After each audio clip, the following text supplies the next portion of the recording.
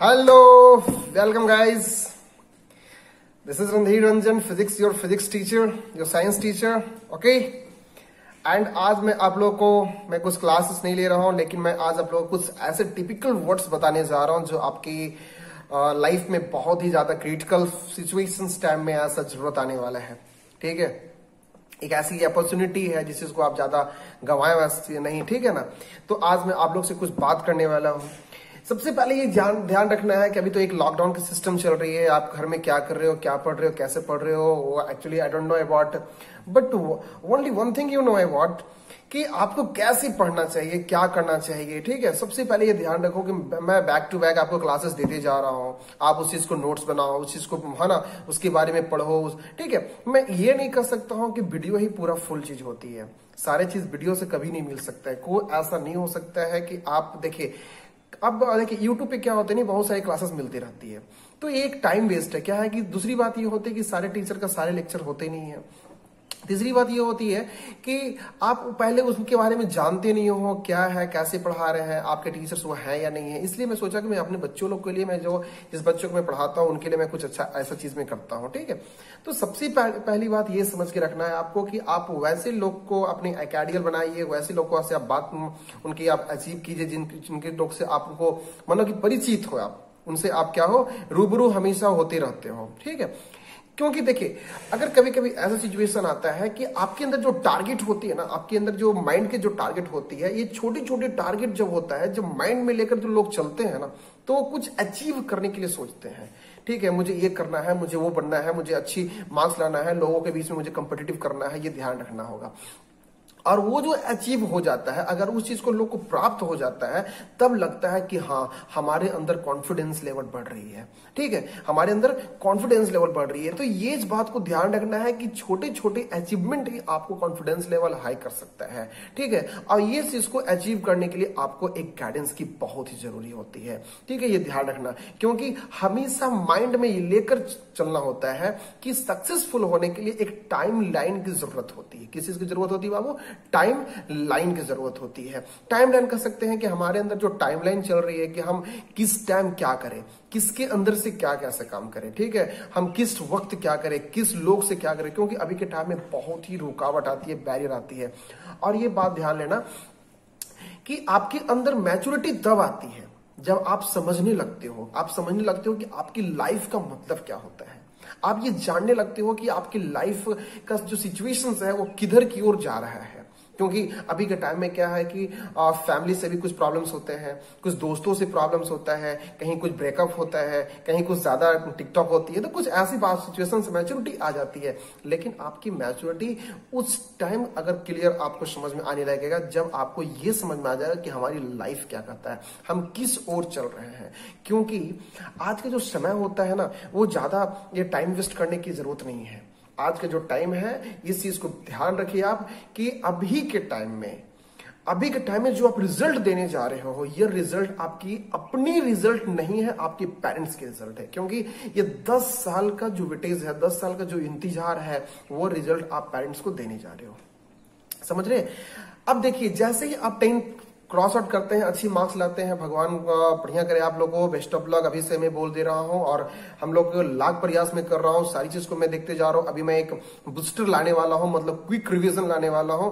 With in half an hour, with in 40 minutes के अंदर में पूरे चैप्टर का रिवीजन कर लेना है। ये मैं आगे सेशन में लाने वाला हूं। ठीक है, ये ध्यान रखिएगा। तो अभी आप इस चीज को ध्यान रखिए कि आपको अगर कुछ बनना है तो केवल एक ही इंसान आपको हेल्प कर सकता है। एक इंसान ही आपको हेल्प कर सकता है, एक इंसान ही आपके साथ जिंदगी साथ दे सकता है। वह कौन है? तो खुद व खुद तुम हो, आप हो। आपके अलावा कोई भी आपको साथ नहीं दे सकता है। अपनी हेल्प लेने के लिए जिंदगी में किसी का हेल्प नहीं आपको मिल सकता है। बस लोग एक क्या कहते हैं, साथ लोग रखते हैं, सुझाव देते हैं, एडवाइस देते हैं कि आपको ये करना है, ये ऐसा करना है। लेकिन करना तो हम ही को पड़ेगा ना, करना तो मुझे ही है ना। इसलिए इस बात को ध्यान रखिएगा हमेशा से।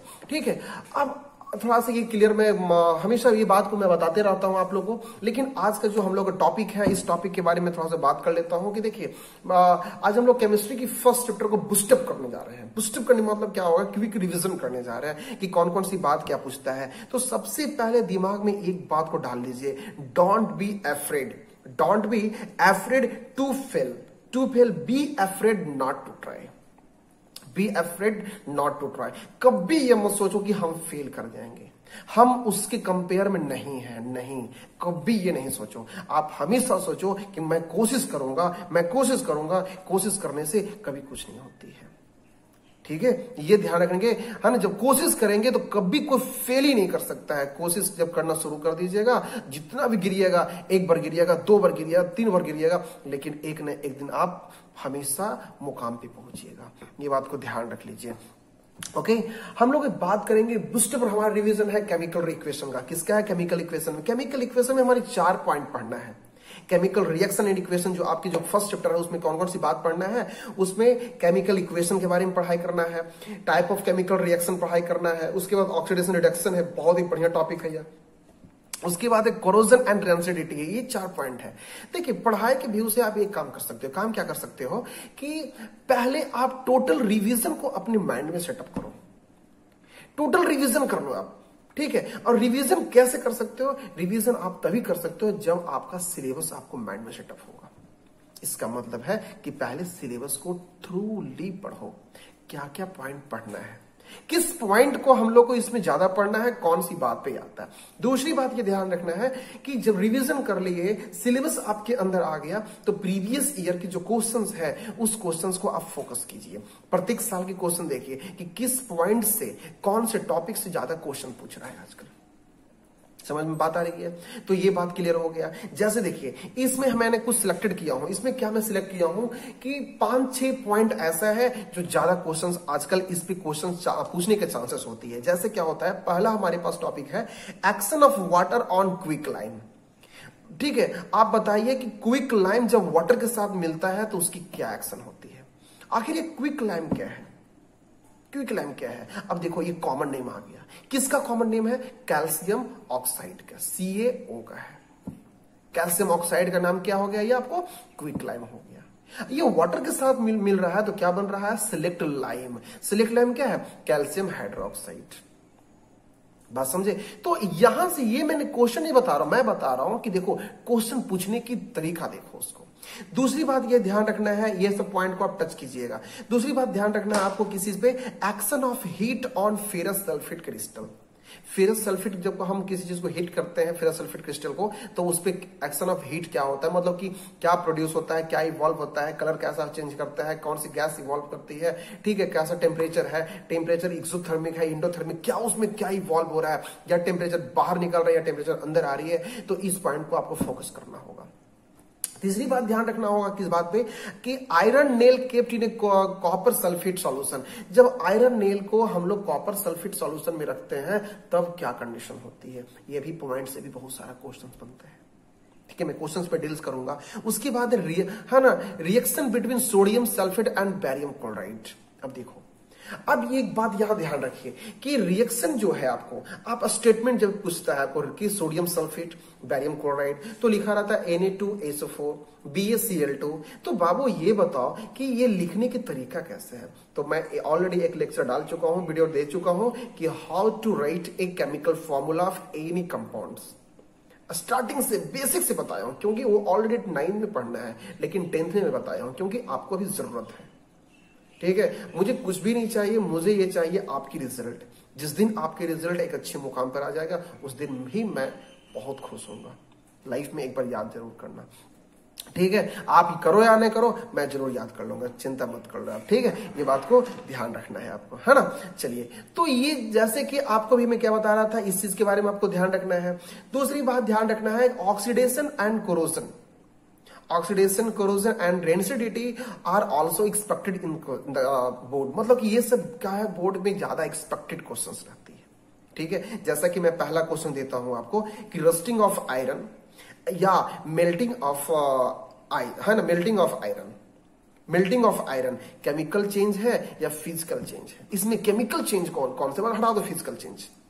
रस्टिंग ऑफ आयरन और मेल्टिंग ऑफ आयरन में केमिकल चेंज कौन सी है? तो केमिकल चेंज यहां पे कौन सा है? Rusting of iron.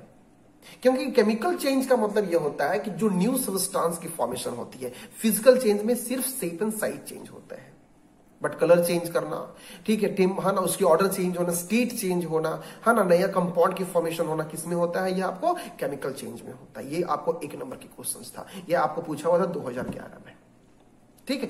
फिर देखिए क्वेश्चन है कि name and state how which is kept, है ना, how which is kept in a mind, मतलब कि आप बताइए कौन सी ये हो सकता है, अपने दिमाग में केप्ट किस रखिए while the balance chemical equation. Balance chemical equation जब करते हैं तो उसमें कौन सा लॉ को हम लगाते हैं, और उसमें, है ना, कौन सा लॉ लगाते हैं, वो लॉ क्या कहते हैं। आपको ये पता है कि केमिस्ट्री का फादर कौन है? एंटोनियो लेवोजियर है। उन्होंने एक लॉ दिया था, law of conservation of mass. Law of conservation of mass already मैं बता चुका हूं क्या होता है।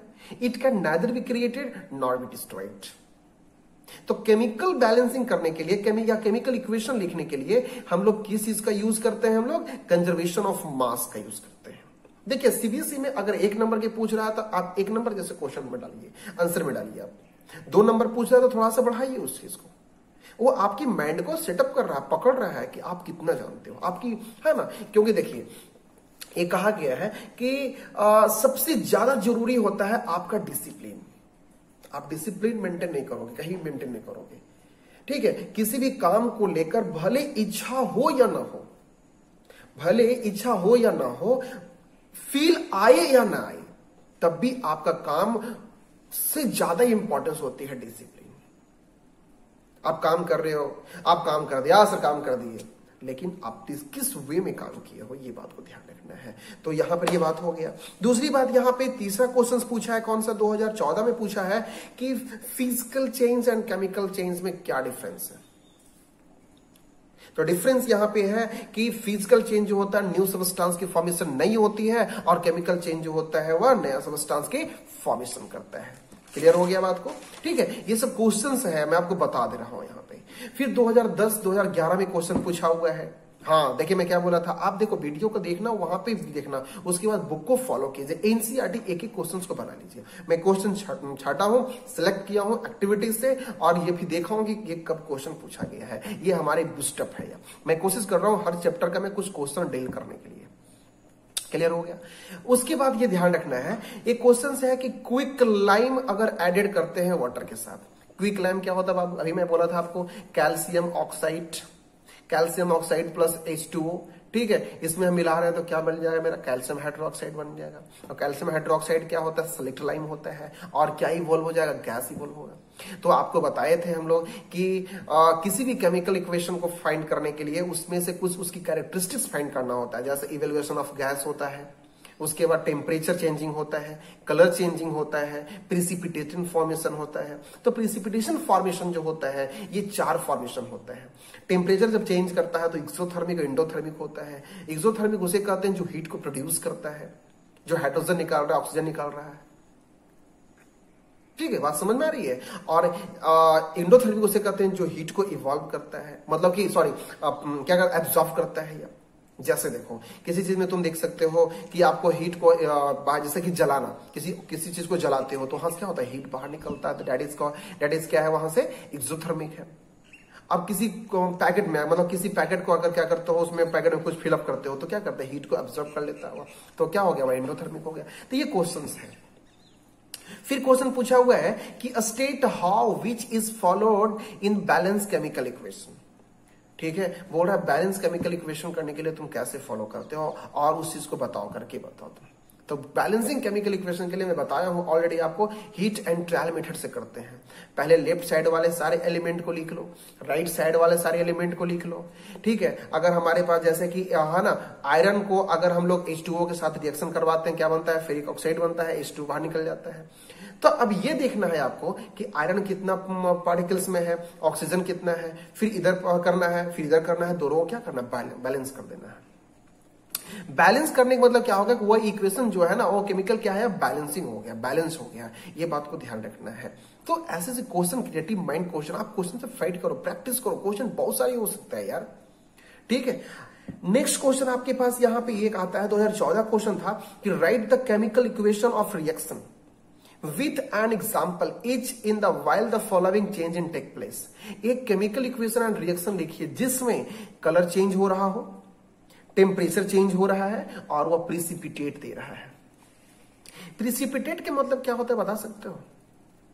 एक झाग होता है, एक फॉर्म होता है जो उसके बाई प्रोडक्ट कह सकते हैं। दो केमिकल रिएक्शन मिलने के बाद कुछ बाई प्रोडक्ट मिलता है, एक्स्ट्रा बाई प्रोडक्ट मिलता है, उसे प्रिसिपिटेशन कहते हैं। जैसे डिटर्जेंट को वाटर में डालते हो तो क्या होता है, फेन निकलता है ना, तो क्या होता है, प्रिसिपिटेट होता है। कभी चावल बनाया होगा तो ऊपर से निकलता है ना, मार के ऊपर में, वो सब प्रिसिपिटेट होता है। तो एक ऐसी रिएक्शन बताइए जिसमें कलर भी चेंज हो रहा है, टेम्परेचर भी चेंज हो रहा है और वो प्रिसिपिटेट दे रहा हो। तो एक आपके रिएक्शन है, किस चीज का है आपका रिएक्शन, देख सकते हो, लेड नाइट्रेट PbNO3 हॉल 2 को अगर हम लोग पोटासियम आयोडाइड के साथ रिएक्शन करवाते हैं, और लेड नाइट्रेट जो होता है कलरलेस होता है, कोई भी उसकी कलर नहीं होता है, लेकिन अगर हम लोग उसको रिएक्शन करवाते हैं तो क्या मिल जाएगा आपको, लेड आयोडाइड मिल जाएगा प्लस आपको पोटासियम क्या मिल जाएगा, नाइट्रेट मिल जाएगा। तो लेड आयोडाइड जो मिला है वह कैसी कलर हो गया, येलो हो गया। क्या हो गया, येलो कलर का हो गया। तो कलर मुझे मिल गया। उसके बाद ये ध्यान रखिए कि वहां से आपको क्या हुआ, हीट बाहर भी निकल गया। प्रिसिपिटेट क्या मिला, तो लेड आयोडाइड ही हमारा क्या है, प्रिसिपिटेट है। पोटासियम नाइट्रेट तो एक सब्सटेंस बन गया था, लेड आयोडाइड क्या हमारा प्रिसिपिटेट है। आयोडीन क्योंकि नमक का उसमें मात्रा है ना, तो क्या होता है उसमें तो जब देखता है आयोडीन की जहां पर जब मतलब मात्रा ज्यादा होता है फेन निकलते रहता है ना वहां चीज से। और भी कुछ हो सकता है सर, एसिड अगर लेड एसिटेट को अगर रिएक्शन करवाते हैं, CH3COO का हॉल 2 Pb को रिएक्शन करवाते हैं पोटासियम आयोडाइड के साथ में, तो क्या मिलेगा, पोटासियम लेड मिल जाएगा, सॉरी लेड आयोडाइड मिल जाएगा प्लस हमारा इथेनोइक एसिड हो जाएगा। तो लेड आयोडाइड क्या हमारा है, ये हमारा व्हाइट कलर का हो गया, सॉरी येलो कलर का हो गया ये। तो ये क्या हमारा प्रिसिपिटेट है। ये बात समझ में आ रही है? तो इस चीज को समझेंगे आप लोग, ठीक है। अब हमारा नेक्स्ट क्वेश्चन ये है, ये एक क्वेश्चन दिया हुआ था 2012 में, क्वेश्चन पूछा हुआ 2012 में पूछा हुआ है, name the gases produce during the heating. कौन से गैस प्रोड्यूस हो रहा है, बहुत अच्छी क्वेश्चन है। ये माइंड सेटअप करना, ये एक ऐसी इक्वेशन, एक ऐसी रिएक्शन है जो सारे रिएक्शन से धाकड़ रिएक्शन है, धांसू रिएक्शन है। क्लियर हो गया? तो कौन सी गैस प्रोड्यूस हो रहा है, उसके बाद बोला है right the chemical equation for the reaction. वाह व्हाट ए क्वेश्चन। देखो फेरस सल्फेट को, ठीक है, फेरस सल्फेट कौन सा है, FeSO4। मैं बताया था आपको FeSO4, ठीक है। तो इसका जो कलर होता है, एक मिनट, यहां पे पूछा है name the gas produce during heating and before heating. पहले हम हीट करने के पहले इसकी कलर क्या होगा और हीट करने के बाद इसकी कलर क्या होगा, वह कौन सी इक्वेशन है। तो फेरस सल्फेट FeSO4 को पहले जब हीट करते हैं उसकी कलर क्या होता है, पहले ग्रीन होता है, ग्रीनिश का होता है बिफोर। लेकिन जब उस हीट करेंगे तो फेरस सल्फेट बन जाएगा, Fe3SO4 बन जाएगा। अब इसकी कलर कैसा हो जाएगा, ब्राउनिश हो जाएगा। कैसा हो जाएगा, ब्राउनिश कलर का हो जाएगा, ठीक है। और क्या पूछा, कौन गैस निकल रहा है, तो गैस निकला SO2 प्लस SO3। यहां पे ये ध्यान देना है, आपसे क्या पूछा है, यहां देखो FeSO4 को डिकम्पोज किए हम, Fe3SO4 में प्लस SO2 SO3 में टूट गया। ये एक प्रकार की कौन रिएक्शन है, डिकम्पोजिशन रिएक्शन है। क्लियर हो गया बात आपको? उसके बाद ये ध्यान रखना है आपको कि आपसे पूछा है नेम द गैस, तो कौन सी गैस है, तो यहां SO2 और SO3 है। तो SO2 जो है ना आपको सल्फर डाइऑक्साइड है, अब SO3 जो है सल्फर ट्राइऑक्साइड है। तो आपसे पूछा नेम द गैस, तो सिर्फ नेम गैस लिखिए, आप वहां से रिएक्शन बनाइए लेकिन गैस का नाम जरूर लिखिए। बात समझ में आ रही है आपको? क्लियर हो गया, ठीक है, वो बात हो गई आपको। तो यहां पर देखिए यही एक रिएक्शन था जहां से दो प्रकार की गैस इवॉल्व हो रहा था, सल्फर डाइऑक्साइड और सल्फर ट्राइऑक्साइड। ये इस इक्वेशन को याद कीजिएगा, क्वेश्चन मैं बता रहा हूं, हर साल के क्वेश्चन बता रहा हूं आपको। चलिए फिर देखिए नेक्स्ट क्वेश्चन है what is redox reaction, and identify the substance. देखिए यहां पे लेड ऑक्साइड दिया, PbO दिया हुआ, लिखिए PbO lead oxide plus C carbon है, और उसको रिएक्शन करवाने के बाद क्या हो गया, Pb अलग हो गया और कार्बन डाइऑक्साइड अलग हो गया। अब देखिए यहां पे पूछा है कि इसमें ऑक्सीडाइज कौन हो रहा है, ऑक्सीडेशन किसे कहते हैं, रिडक्शन किसे कहते हैं? तो आपको मैं बोला था कि अगर ऑक्सीजन क्या हो रहा है, एडअप हो रहा है। कार्बन पहले सिंगल था, अब उसके साथ ऑक्सीजन मिल गया तो कार्बन डाइऑक्साइड बन गया। तो ऑक्सीजन जब एडिशन होता है तो उस रिएक्शन को हम क्या कहते हैं, ऑक्सीडेशन कहते हैं। Addition of oxygen and removing of hydrogen is called oxidation. Removing of oxygen and addition of hydrogen is called reduction. तो यहां पे पहले लेड ऑक्साइड था, लेड ऑक्साइड से ऑक्सीजन निकल के बन गया, किसके पास चला गया, कार्बन डाइऑक्साइड के पास। तो ये क्या हो गया, ऑक्सीडेशन हुआ। और कार्बन से क्या हो गया, आपको ऑक्सीजन के पास चला गया, ये एडिशन हो गया, क्या हो, रिडक्शन हो गया। तो ये बात कुछ समझना है, ठीक है। लेड ऑक्साइड से ऑक्सीजन निकल गया तो सिर्फ लेड बचा इसके पास, ऑक्सीजन क्या हुआ, हट गया, रिमूव हुआ, तो क्या बोलेंगे, रिडक्शन। और लेड ऑक्साइड ऑक्सीजन किसको दे दिया जाके, कार्बन को, तो क्या हो गया, यहां से ऑक्सीडेशन हो गया। तो दोनों जब रिएक्शन होता है किसी भी केमिकल इक्वेशन में ऑक्सीडेशन भी हो रहा है, रिडक्शन भी हो रहा है, तो ऐसे चेंजिंग को, ऐसे रिएक्शन को क्या बोलते हैं हम लोग, रिडॉक्स रिएक्शन। ठीक है, क्या बोलेंगे, redox reaction. The chemical changing which formed both as well as oxidation and reduction is called as redox reaction. ये क्लियर हो गया आपको, ठीक है। अब हम लोग देखते हैं कुछ और भी बात यहां पर है आपको। देखो, हाँ, बहुत अच्छी बात है, ये तो अभी लड़कियों लोगों के लिए बहुत ज्यादा इंपॉर्टेंट करता है, बहुत ज्यादा हमेशा कुरकुरे चिप्स ये वो खाते रहे, अभी तो उसके लिए बहुत ज्यादा इफेक्ट हो रहा होगा उसको, मतलब कि क्या बोलते हैं, पानी पूरी नहीं मिल रहा होगा, है ना, गोलपूरी। तो ये ध्यान रखना है, ओके। अब ये बात आपको ध्यान में रखना है कि पोटैटो चिप्स जो मैन्युफैक्चरिंग होता है उसके अंदर नाइट्रोजन का फिलअप क्यों किया जाता है, क्योंकि वो ऑक्सीजन के रिएक्ट में आने के बाद क्या होता है, मॉइस्चर, मतलब कि उसके अंदर नमी आ जाती है, इसलिए उसके अंदर एक गैस फिलअप किया जाता है, नाइट्रोजन गैस। कौन सी गैस, नाइट्रोजन, N2 गैस।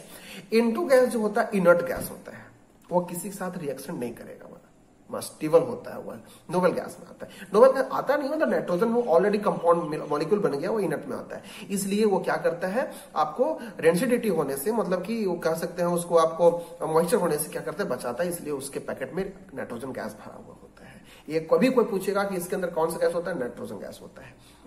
अब ये बताइए कि आयरन आर्टिकल को हम लोग क्या करते हैं, आयरन आर्टिकल को क्या करते हैं, उसमें हम लोग पेंटिंग करते हैं, पेंट कर देते हैं, किस चीज को बचाने के लिए, तो सर कोरोजन से बचाने के लिए। आपको पता है हमारी दुनिया में, हमारे इंडिया में कोरोजन से बचाने के लिए हमारी सरकार लाखों करोड़ों रुपए खर्चा कर रहा है उसके ऊपर। जो ग्लैमनाइजेशन की प्रोसेस होती है, जो पेंटिंग की प्रोसेस होती है, ये चीज को बनाने के लिए, वो चीज को बनाया जाता है लेड ऑक्साइड से, तो ये सब प्रोसेस उसमें लगाई जाती है, ठीक है। ये बात हो गया आपको। और मैं इस वीडियो के डिस्क्रिप्शन में कुछ क्वेश्चन डाल दूंगा, इंपॉर्टेंट क्वेश्चन, उसको आप क्या करेंगे, बनाएंगे, ठीक है। मैं क्वेश्चंस को आपको झलक दिखाया हूं कि देखिए ऐसे क्वेश्चन पूछता है, तो इस क्वेश्चन को आपको कवर करना है, समझे, बात समझ में आ रही है सबको, ठीक है। अब मुझे थोड़ा सा और भी कभी जैसे कि अगर आपको ये कह सकता है कि जैसे कि एक हमारे पास कंपाउंड है, रिएक्शन में लास्ट टाइम बात करता हूं, CH4 प्लस ऑक्सीजन है, ये बन गया, कार्बन डाइऑक्साइड बन गया और H2O बन गया, बताइए तो कौन सी रिएक्शन है ये। मीथेन में अगर ऑक्सीजन को मिलाते हैं, ठीक है, तो ये कार्बन डाइऑक्साइड बन जाता है और H2O बनता है, बताइए कौन सा रिएक्शन हुआ है। तो बोलोगे सर ऑक्सीडेशन हुआ, क्योंकि ऑक्सीजन यहां से निकला था, उस पर अटैच हो गया, बहुत अच्छी बात है। और कौन सा हुआ, कंबशन हुआ। कंबशन रिएक्शन वह रिएक्शन है जो दो कंपाउंड, दो रिएक्टेंट्स एंड कंबाइंड होता है, तो हमें क्या फॉन्ड होता है, मुझे क्या प्रोडक्ट मिलता है, कार्बन डाइऑक्साइड मिलता है, तो कंबशन रिएक्शन भी इसे कहा जाता है। क्लियर बाबू आपको। अभी मैं आपको बताया था कि जैसे कि लीड नाइट्रेट में पोटेशियम आयोडाइड के साथ रिएक्शन कराते हैं, तो मुझे क्या प्राप्त होता है, लीड आयोडाइड, और क्या मिलता है, पोटेशियम नाइट्रेट। ये कौन सी रिएक्शन है, double displacement reaction. Double displacement reaction कौन सी रिएक्शन है, डबल डिस्प्लेसमेंट रिएक्शन। ये क्लियर हो गया आपको। उसके बाद ये ध्यान रखिए, अगर कैल्शियम ऑक्साइड को वाटर के साथ मिलाएंगे तो क्या फॉर्मेशन होगा, कैल्शियम हाइड्रोक्साइड। ये कौन सी रिएक्शन है, कंपोजिशन रिएक्शन। कौन सी है, कंपोजिशन रिएक्शन है, कंबशन। तो ये सारी बात आपको पता है, रिएक्शन कितने प्रकार का था, combustion reaction, displacement, double displacement, combustion, ये सारी चीज को देखते रहिएगा, है ना। देखिए सबसे पहले ये जान लीजिए कि किसी चीज को आप हार्ड मत समझिए, चीजें हार्ड नहीं होती है, मेरी एक बात को समझना, कोई भी चीजें हार्ड नहीं होती, बल्कि हम खुद ब खुद स्ट्रांग नहीं होते। आपको लगते रहता है क्या पूछेगा, क्या नहीं पूछेगा, कैसे पूछेगा, लेकिन मैं हद से ज्यादा बहुत कुछ बता रखा हूं आपको, आप सोच सकते हो कि इस चीज के माध्यम से मैं इतना बता सकता हूं, तो क्लास में तो और भी कुछ हो सकती है। ये सब तो आप ही के लिए है ना। ओके, सो ये आपकी बूस्टअप क्लासेस थी। मैं क्वेश्चन को एक झलक दिखाया था, और मुझे बताना अगर जरूरत पड़ेगा तो मैं सारे चैप्टर का, सारे सब्जेक्ट का मैं थोड़ा सा आपको रिवीजन करवाऊंगा कि किस प्रकार से क्वेश्चन पूछता है और कौन सी क्वेश्चन को कैसे हम लोग बनाना है। ये इसमें मैं 1 नंबर, 2 नंबर, 5 नंबर सभी चीज को मैं टच किया हूं। ये हो जाएगी आपको, हो जाएगा आपको क्लियर। चलिए, एक लास्ट जाते जाते मैं बात बोलता हूं कि फेल्यूर की चिंता नहीं करनी चाहिए। फेल्यूर की चिंता नहीं करनी चाहिए, मौके ना जाए इसकी चिंता करनी चाहिए। मैं क्या बोला? फेल्यूर की चिंता नहीं करना है, हमारे हाथ से मौके नहीं जाए इसकी चिंता करना है। Okay, thank you, have a nice day. आप लोग सब क्या कीजिए, पढ़ते रहिए, बताते रहिएगा मुझे।